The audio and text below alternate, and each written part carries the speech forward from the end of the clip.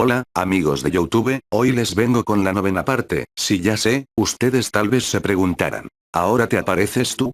Sí, el motivo fue por el estudio, pero no vinimos para eso sino para asustarlos un poco con estos mitos chingones. Además les tengo un nuevo invitado, les contaré que me compré un nuevo muñeco por Mercado Libre, pues, estaba de oferta XD. ¿Qué te pasa, hijo puta? Solo me puse de oferta para que alguien tan feo como tú me compre. ¿Qué te pasa? Muñeco de caca, bueno, no seguiré esta inútil conversación. Y yo solo que quería aprender ventriloquismo. Pero veo que el muñeco pendejo me vino mal de fábrica XD. Pero vale, comencemos con los mitos. ¡Ah! Me olvidaba de Iron 666 y Maiden 666 XD. Si ya decía cuando te acordarías de nosotros. Así amigos, me olvidé de decirles que Iron 666 se retiró, lástima para nosotros. Pero no dejemos que la angustia nos invada, comencemos contando mitos. ¿Quién será el primero? Yo me sé una historia, ¿me dejas contarla? Veamos qué tiene para contarnos. 9 veces Verónica. Esto es justo lo que nunca debes hacer. Ponerte frente al espejo y repetir 9 veces seguidas el nombre de Verónica. No serías el primero que se ríe al conocer esta historia, que lleva circulando por el mundo desde hace varias décadas. Muchos antes que tú han pensado que se trataba de un cuento chino y se han burlado, pero otras personas aseguran que quienes no han hecho caso de la advertencia y han aceptado el desafío, han cargado con una maldición terrible. ¿Quién es Verónica? O mejor dicho, ¿quién era? Se trataba de una chica de 14 años que, estando en el pueblo con sus amigos, hizo espiritismo en una casa abandonada. Todo el mundo sabe que es algo tremendamente peligroso y que jamás debe tomarse como un juego. Ella no siguió las reglas de los fantasmas, se burló durante toda la invocación y una silla que había en la habitación cobró vida y la golpeó mortalmente en la cabeza. Sin embargo, Verónica aún no descansa en paz. Su espíritu está condenado y vaga, buscando venganza entre aquellos que no saben respetar el más allá, como le sucedía a ella en la vida real. Ana era una chica de la edad de Verónica que conoció la leyenda en su instituto. Sus amigos la picaron, diciéndole que no se atrevía a decir Verónica 9 veces ante el espejo. A ella le daba miedo, pero venció su terror porque le avergonzaba quedar mal ante todo el mundo. Una compañera fue a los servicios de esa planta del instituto para comprobar, entre risas, si cumplía la prueba. Lo hizo, no pasó nada y el grupo lo olvidó enseguida. Menos Ana. Para ella la auténtica pesadilla comenzó esa misma noche. Estaba en la cama, cuando un sonido la despertó. No se trataba de un estrépito, sino de una especie de susurro indescifrable que oía cerca de la nuca, mientras sentía como si alguien respirara en su cuello. Aterrada, se levantó y encendió la luz. Allí, solo estaba ella. A pesar de eso, no pudo dormir en toda la noche. Al día siguiente, no se atrevió a contárselo a nadie. Estaba muerta de miedo, y en medio de la clase tuvo que salir al servicio para mojarse la cara y despejarse. Pero cuando entró al baño, hacía mucho frío, como estaban en invierno no le dio importancia, y una capa de vaho cubría el espejo. Ana lo limpió con la mano para comprobar horrorizada que tras ella había una chica que no había visto jamás, con una expresión de espanto y sangre en la cabeza. Fue solo un instante. Cuando se volvió a mirar, ya no había nadie. Ana rió nerviosamente, pensando que todo era fruto de su imaginación, los nervios y el cansancio. Sin embargo, cuando se volvió hacia el espejo vio algo que la dejó helada. Al borrarse el vaho una frase había permanecido escrita. Soy Verónica.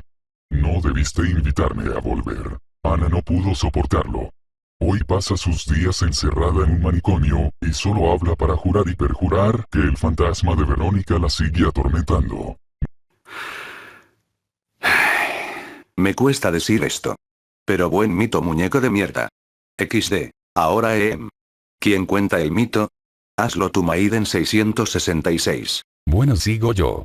Esta historia es con la que muchas personas han hecho películas, programas de televisión, obras, cuentos, etc. Es la historia de un hombre lobo. Todo comenzó en el invierno de 1993. Yo tenía 24 años y era una persona normal, joven y alegre. Había viajado solo al pueblo de mis padres en Zamora para asistir al entierro de una tía de mi padre que había fallecido a los 84 años de edad. Llegué cuando todo había terminado. Pedí disculpas a mi abuelo por no poder haber llegado antes, pero es que todo había sido tan precipitado. Las campanas tocaron a muerte, y un escalofrío recorrió mi cuerpo. Comenzaba a anochecer y el frío se notaba cada vez más. Además había empezado a nevar. El pueblo parecía ser un pueblo fantasma. Me dirigí a casa de mi abuelo que está alejada de las demás casas, y entonces lo escuché nítidamente. Era un aullido, un tremendo aullido de lobo. Sentí un aliento fétido a mis espaldas. Me di la vuelta y entonces lo vi. Era un tremendo lobo negro. Sus ojos tenían un brillo asesino y sus fauces abiertas buscaron mi cuello. En un instante se abalanzó sobre mí y me tiró al suelo. No podía zafarme, tenía mucha más fuerza que yo. Sentí el primer mordisco y después escuché un disparo. Cuando desperté me encontraba en casa de mi abuelo. Él había sido el autor del disparo. Pregunté por el lobo, y mi abuelo me lo enseñó. Allí estaba, muerto. Era un ejemplar tremendo, quizás su peso llegara a los 70 kilos. Me toqué el cuello. Me dolía la herida que me había producido la terrible alimaña. Mi abuelo me trajo la cena y al poco rato me fui a la cama y me quedé profundamente dormido.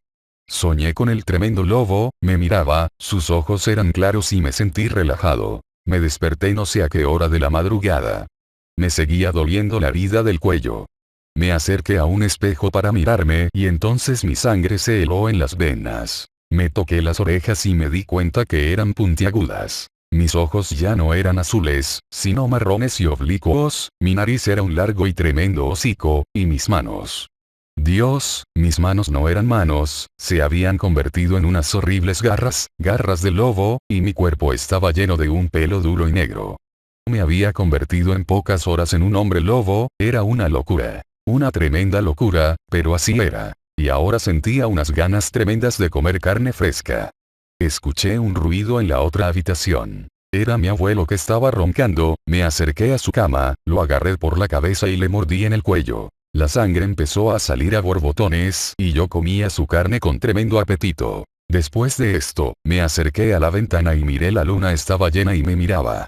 Un aullido lastimero salió de mi garganta. Era la primera muerte de las muchas que tendría que llevar a cabo al haberme convertido en un monstruo sediento de sangre y carne humana. Me desperté con un dolor de cabeza increíble y un sabor agridulce en la boca.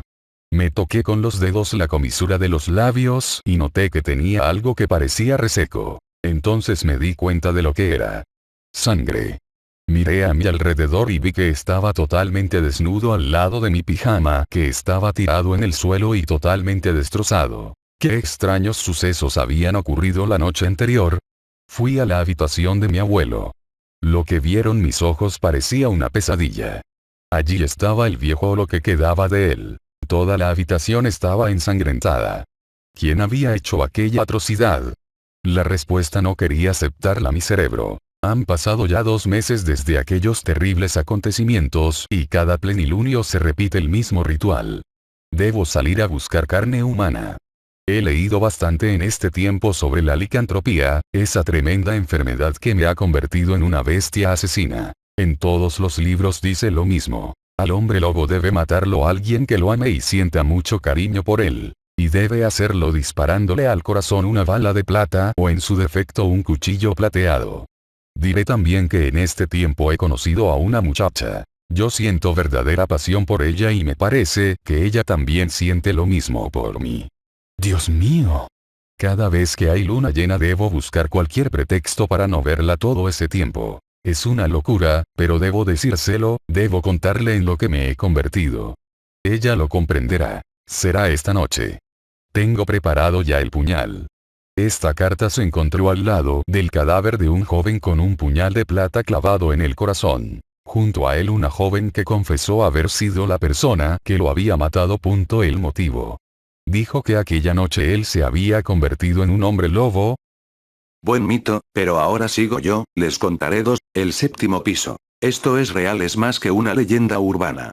La locura es muy peligrosa en esta y en la otra vida. Bien se sabe que en los hospitales hay muchas historias pues es un umbral de la muerte, mientras se está acostado en una camilla personas con batas blancas a tu alrededor ellos tienen el control de tu vida y cada decisión que toman puede ser benéficas o fatales para ti. La historia comienza en un séptimo piso de un hospital en Monterrey, México, todo era normal, nada fuera de lo común, pero un día una enfermera sufrió la pérdida de su esposo e hijos, dejándola sola. Llegó a pensar que había ocurrido por estar demasiado tiempo atendiendo a los enfermos. Ella culpaba a los enfermos por su pérdida, buscó venganza en cada habitación y la situación de salud de los pacientes empeoraba y morían uno tras otro. Nadie sabía qué es lo que ocasionaba la muerte de los pacientes. Un día un doctor sorprendió a esta enfermera suministrando un medicamento dañino a un paciente, trató de detenerla pero ella se dio a la fuga, en su intento de escapar no encontró salida y se refugió en el cuarto de limpieza, se ocultó en la esquina de aquel cuarto y se cortó las venas, se suicidó. Pasó el tiempo y todo paciente que era atendido en el séptimo piso moría por situaciones desconocidas. Un paciente gritó histéricamente, fue atendido de inmediato. Al verlo él estaba aterrorizado pues dijo haber visto una enfermera con aspecto pálido, varios pacientes, doctores y enfermeras habían visto lo mismo. Así que los dueños del hospital no tuvieron más remedio que clausurar el séptimo piso. Esto es real, aún el piso está clausurado y si vas por el elevador al presionar el número 7 hace caso omiso y no se puede parar en la planta. Por las escaleras las puertas están selladas para que nadie pase. Bueno amigos, eso fue todo, espero que les haya gustado, hasta la próxima.